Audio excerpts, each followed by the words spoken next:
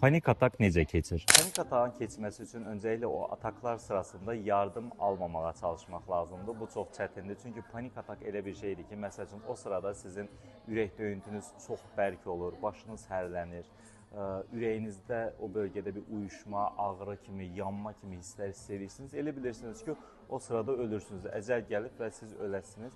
Və bu duyğu ilə hə, heç nə olmayacaq demək çətindir. Bir neçə dəfə panik atak keçirən insanlar artıq o ataklardan sonra bir şey olmadığını gördüyündə bunu qəbullana bilirlər, amma yenə də o yoğun qorxu imkan vermir ki, o sırada yardım arayışına girməsinlər, təcili yardım çağırmasınlar və təcili yardım gəlir, müəyyən iynələr vurulur, ondan sonrasında atak keçir.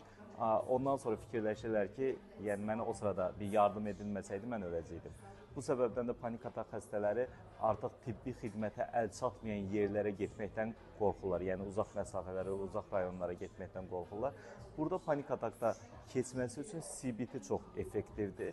Dərman müalicəsini də biz ona görə aparırıq ki, dərman müalicəsi ilə bu təşviş halı keçir, ataklar yaşanmamağa başlayır, şəxs artıq istədiyi yerə gedir və içində o bir də panik atak keçirəcəm qorxusu qalmadığı üçün çox rahatlamış olur. Bir müddətdən sonra artıq bədəndən fikir uzaqlaşdığı üçün panik atak yaşamamağa başlayır.